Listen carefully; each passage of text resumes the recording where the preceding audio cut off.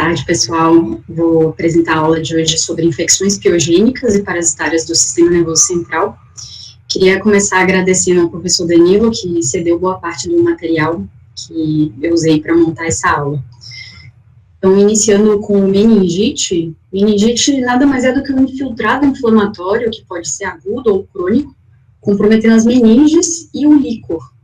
E tem diversas etiologias, dentre elas piogênica, né, bacteriana, linfocítica ou viral, crônicas também, incluindo etiologias fúngicas, tuberculose, bem como outras etiologias granulomatosas. E lembrar das vias de disseminação, sendo a hematogênica a mais comum delas, mas lembrar também de outros processos infecciosos que podem determinar uma extensão geográfica direta, como otite, sinusite, mastoidite, e lembrar também no contexto de trauma, aquelas fraturas, né, expostas ou muito desalinhadas da calota que podem predispor, né, também a meningite pós-traumática. Bom, na meningite, as cisternas da base e os espaços subaracnoides, né, são os espaços licóricos mais envolvidos, seguido pelos sulcos da convexidade cerebral.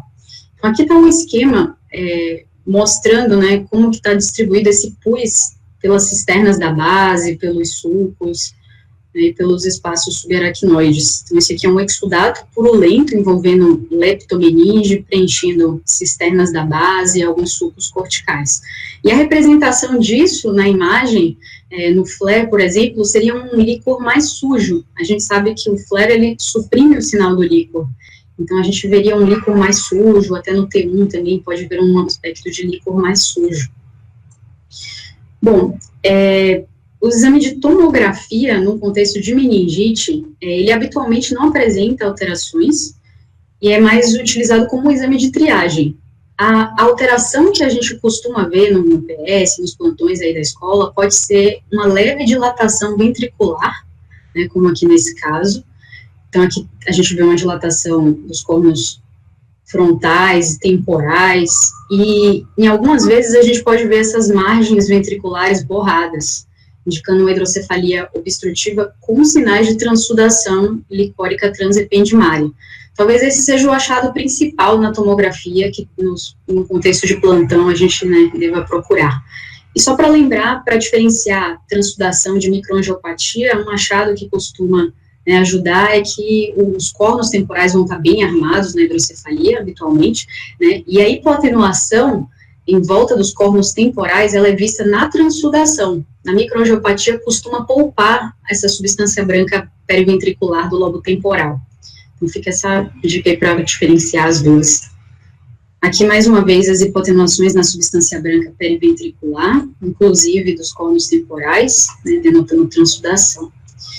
E os achados na ressonância, que vão ser os mais, né, proeminentes, a gente vai ver o aspecto de líquor sujo, né, correspondendo ao exudato purulento.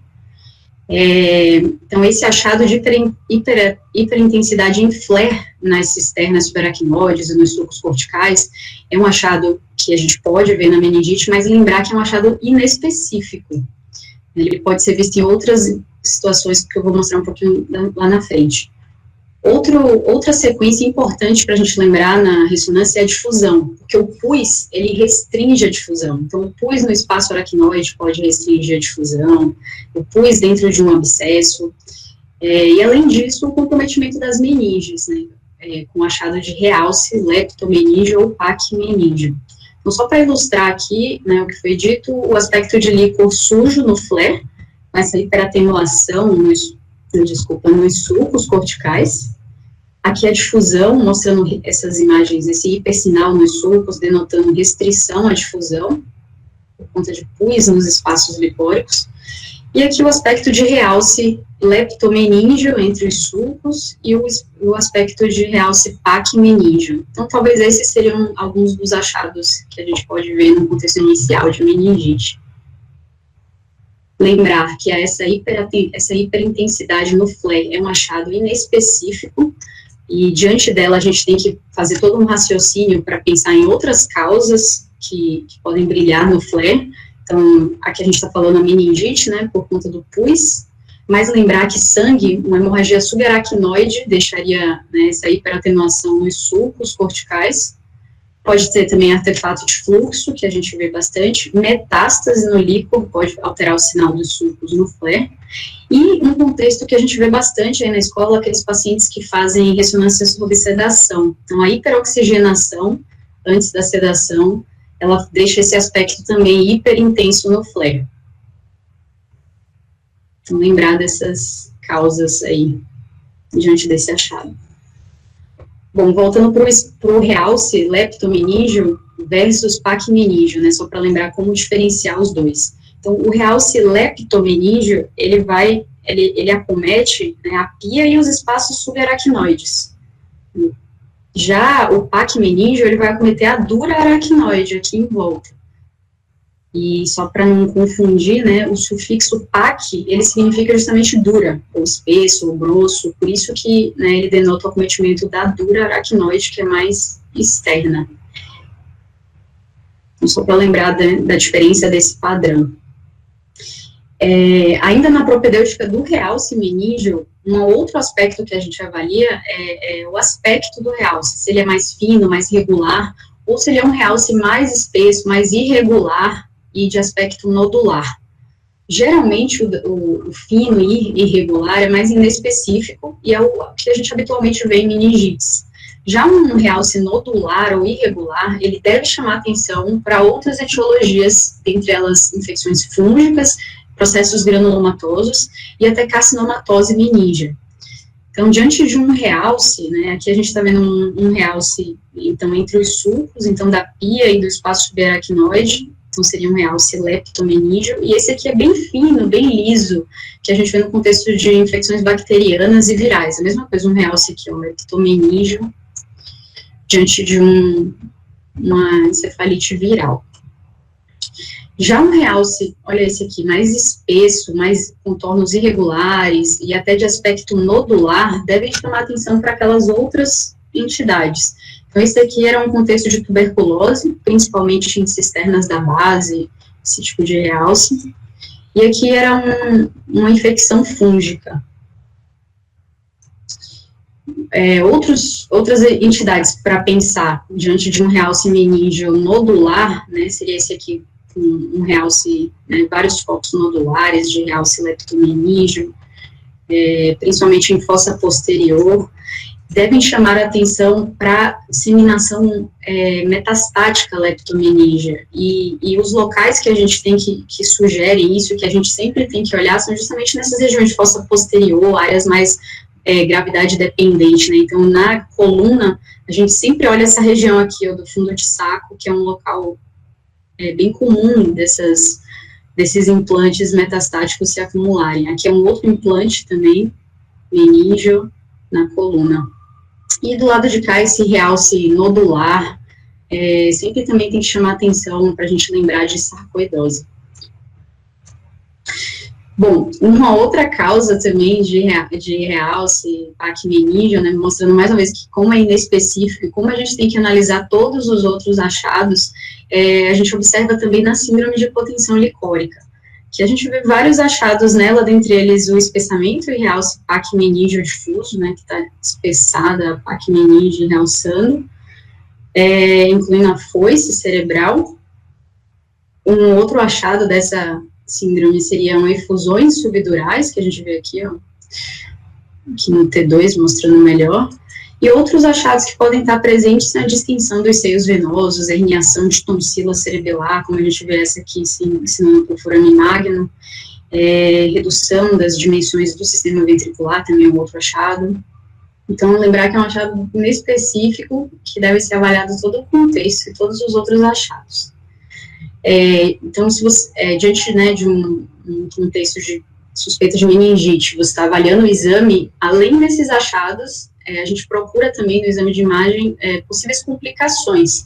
Então, a principal delas talvez seja a hidrocefalia obstrutiva, que é a complicação mais comum, né, como já mostrei, a ectasia, a dilatação ventricular. A gente sempre tem que mencionar no laudo se há ou não sinais de transsudação licórica transependimária. Esse aqui era um flare mostrando, né, que tinha sinais de transsudação, aqui na tomo também mostrando essa hipoatenuação. Um outro achado, uma outra complicação pode ser o acometimento da superfície ependimária, determinando ventriculite e pioventrículo, que com um realce de todo o revestimento ependimário. Veja que tem um conteúdo aqui mais espesso, que é o pioventrículo, depositado no ventrículo, e esse conteúdo, que é pus, ele inclusive restringe a difusão. Aqui é uma difusão, mostrando esse conteúdo, né, determinando uma restrição. A cerebrite, o abscesso, que eu vou mostrar lá na frente, que ele tem algumas particularidades.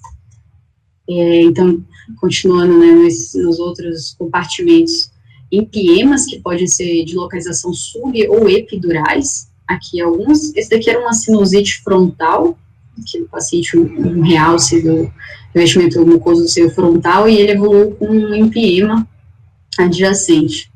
Que, mais uma vez, um outro empiema, e como ele pode ter esse realce, né, em volta, PAC meníngeo, e como pode ter um conteúdo purulento, ele ainda pode restringir a difusão, como nesse caso daqui.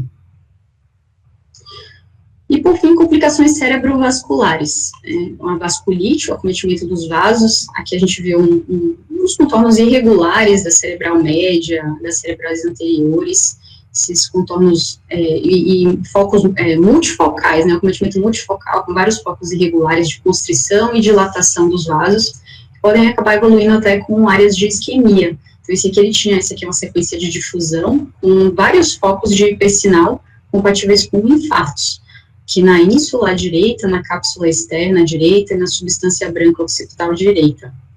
Outra complicação é a trombose. Então, aqui na tomografia, mostrando uma falha de enchimento extensa nos seios transversos e sigmoide.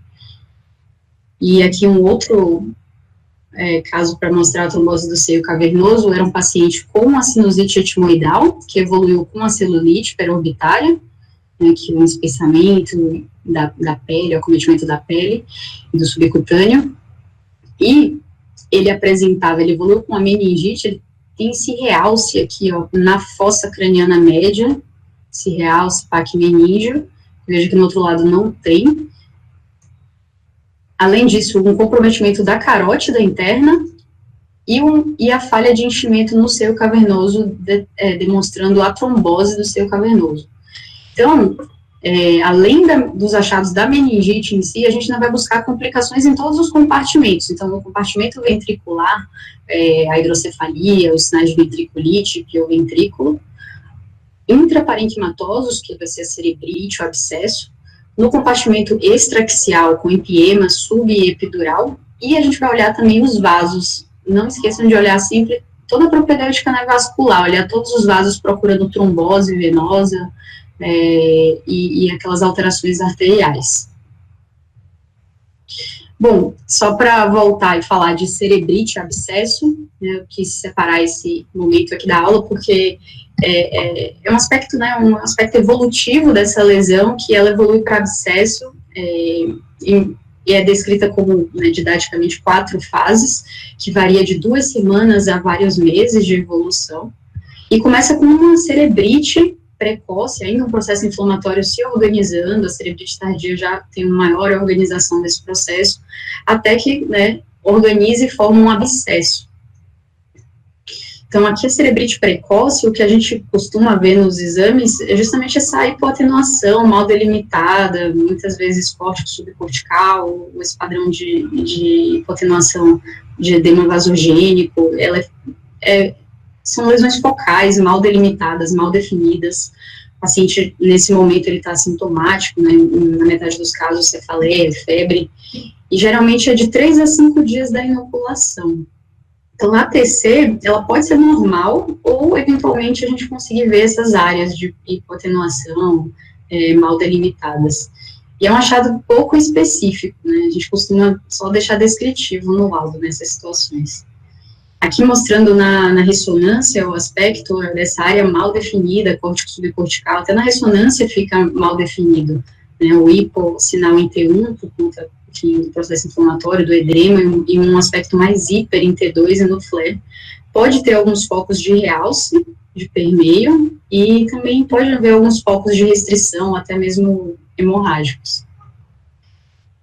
Daí, conforme ele vai evoluindo, o processo vai organizando, a lesão vai ficando melhor definida, virando até uma massa propriamente dita, os focos vão aumentando, os focos de necrose, eles vão coalescendo, e a gente já consegue enxergar uma massa mesmo, com esse edema adjacente a ela, bastante efeito expansivo, essa aqui já tem, ó, já desvia a linha média, né, comprime os sulcos adjacentes, comprime o sistema ventricular, e ela costuma ter esse aspecto de o centro dela mais hiper no T2, e que não suprime tanto no flare, porque não está tão liquefeito ainda, e a borda relativamente mais hipo. Então, ainda é um abscesso se organizando aqui. E a impregnação a gente veria principalmente na periferia da lesão. E essas lesões aqui, esses componentes, eles podem demonstrar restrição à difusão. Então, aqui já vai ser uma evolução mais de 5 a 14 dias depois do quadro inicial. E aí, conforme vai evoluindo, aqui ocorre a terceira fase, que é a encapsulação precoce, já é uma coleção bem mais definida. A área central, a gente vê que ela, né, de necrose, ela está toda liquefeita, que a gente vai ver no hipersinal em T2 e também no flare. Uma cápsula fina, pode ser incompleta, de hipossinal em T2 aqui. O centro necrótico, ele restringe bastante, então aqui é uma difusão, mostrando a restrição desse centro necrótico. Então, a restrição não é do componente sólido, né, mas do componente liquefeito, do pus mesmo. Tem um achado que é descrito que é um afilamento da parede no aspecto mais interno, ou medial, ou ventricular. Então, aqui seria o realce parietal, e nesse aspecto mais próximo do ventrículo, mais da região do aspecto medial, seria mais afilada essa parede. Também é um aspecto descrito nesses casos. Aqui já é depois de 2 semanas, mais ou menos. E, por fim, a encapsulação tardia, é uma cápsula um pouquinho mais espessa, podem haver abscessos filhos ou lesões satélites, que é um achado que sugere abscesso, e já é uma evolução mais tardia de 2 semanas a vários meses. Nos exames seriados, a gente vai observando a redução progressiva do abscesso e até do edema adjacente. Aqui em volta já tem menos efeito expansivo.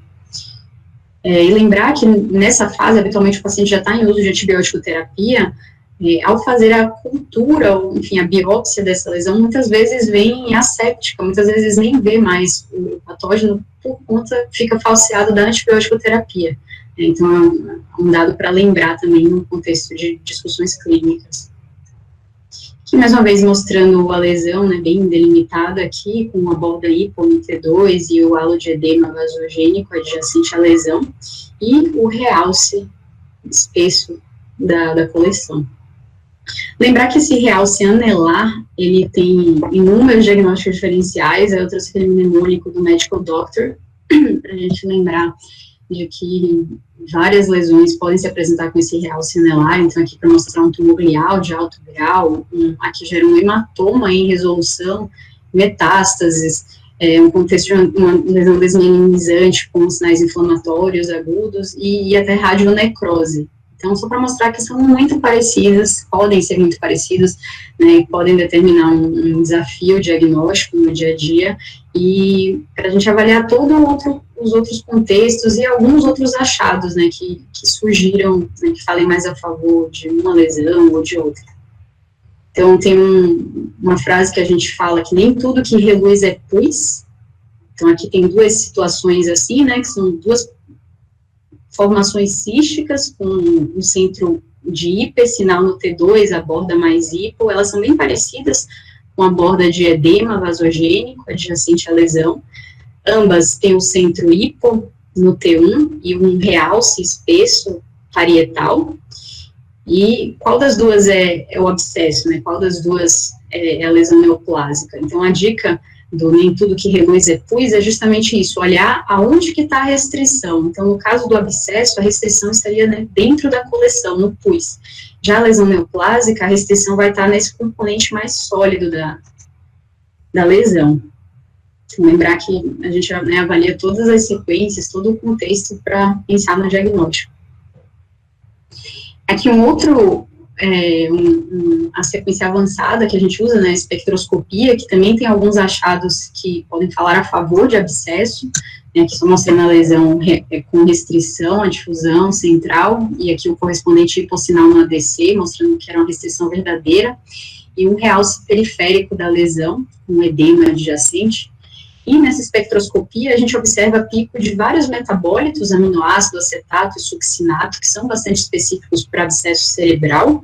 Além disso, a gente pode ver um pico de lipídio e lactato, que são marcadores de necrose ou anaerobiose.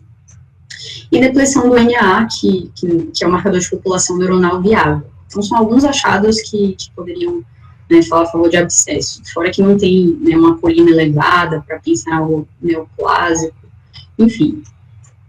Então, voltando, né, para fechar o assunto de abscesso, quais critérios ajudariam a pensar em abscesso? Então, os abscessos filhos, essas lesões satélites, que a gente pode ver em muitas dessas lesões, esse aspecto evolutivo da lesão, desde uma cerebrite até uma coleção mais organizada e depois um abscesso em involução,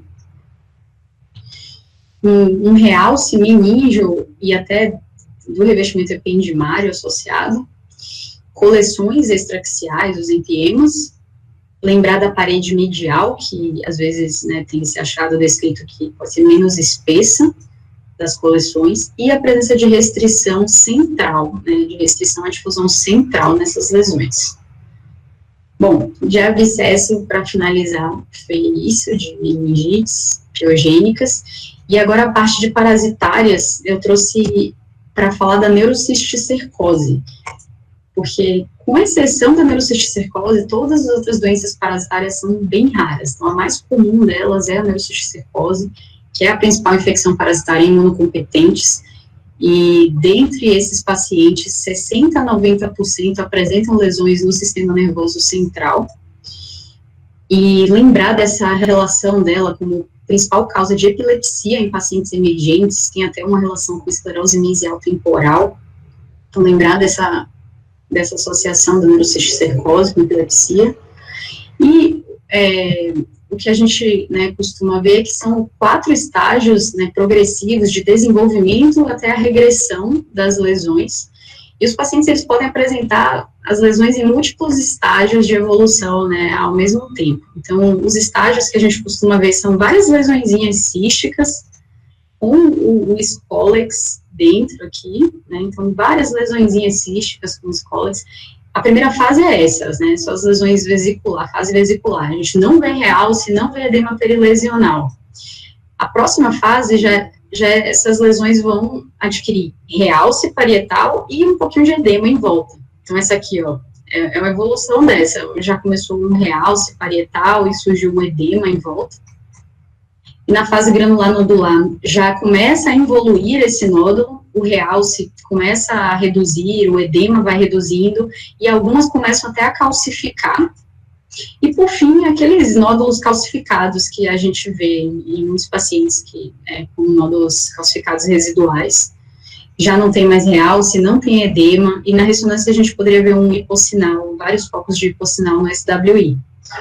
Então, são essas fases, e muitas vezes o paciente vai apresentar, né, lesões em diferentes estágios, então aqui, né, lesões císticas com Scolex, outras já calcificadas, né, outras já na segunda fase aqui com realce anelar, um edema importante, outras na terceira fase já começando a evoluir, já com calcificação, menor edema.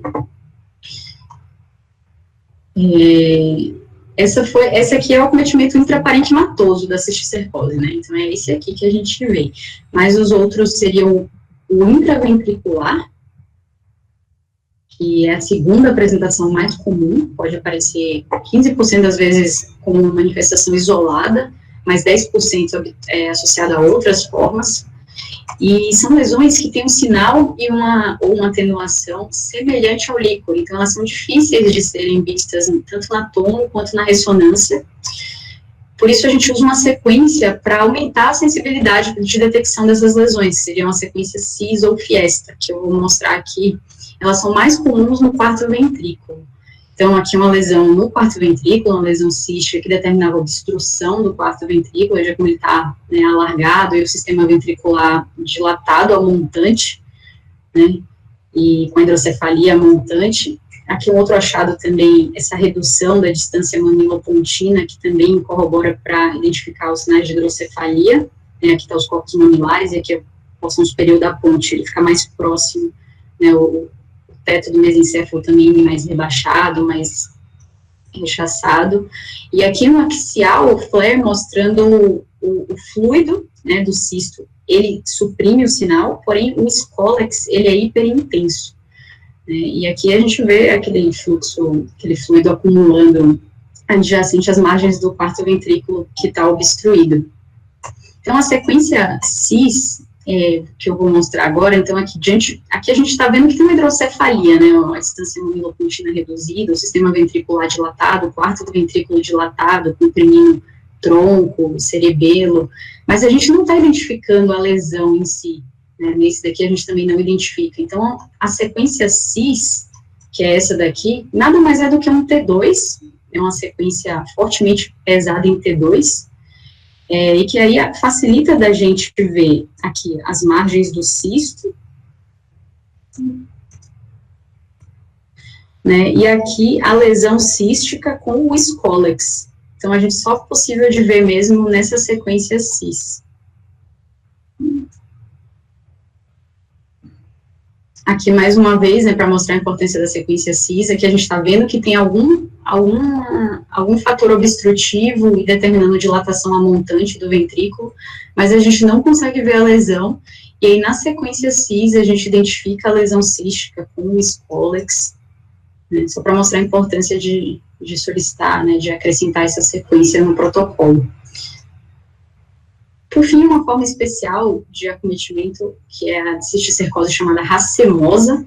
Essa aqui já é um acometimento do espaço subaracnoide, né, a gente vê o acometimento intraparenquimatoso, daquelas 4 fases, o acometimento intraventricular, e esse aqui seria um acometimento no espaço subaracnoide, em geral nas cisternas da base e nas fissuras silvianas. E o aspecto típico é daquele que a gente chama encaixo de uva. Então, vão ser múltiplos cistos, cada um de tamanho variável, a maioria sem identificação do Scolex. E o que acontece nesse espaço aracnoide é que vai desenvolver uma meningite crônica, né, com aracnoidite, alterações fibrocicatriciais, lembrar que fibrose realça, então esses cistos eles têm realce periférico, e como, né, determina uma obstrução dos espaços do sistema licórico, vai determinar uma hidrocefalia obstrutiva, que é comum vir associada. Então, aqui, esse aspecto encaixo de uva, que mostra no acometimento cisterna supracelar, silviana, e o realce na parede dos cistos, a hidrocefalia montante, e esses cistos a gente não identifica o Scolex, né, a maioria deles a gente não identifica. Então, gente, só para lembrar das meningites, né, o achado principal que a gente vê na turma, que vocês vão procurar são as complicações, principalmente com uma hidrocefalia, com sinais de transsudação, o espessamento e realce paquimeníngeo ou leptomeníngeo. E nas parasitárias, a principal delas é a neurocisticercose, que mostrando, né, a forma intraparenquimatosa com múltiplos estágios de evolução, algumas com edema, outras sem edema, e uma forma especial da neurocisticercose é a racemosa, encaixo de uva, com obstrução no sistema, e a meningite crônica, né, com a fibrose realçando. E o que eu tinha para falar era isso, obrigada.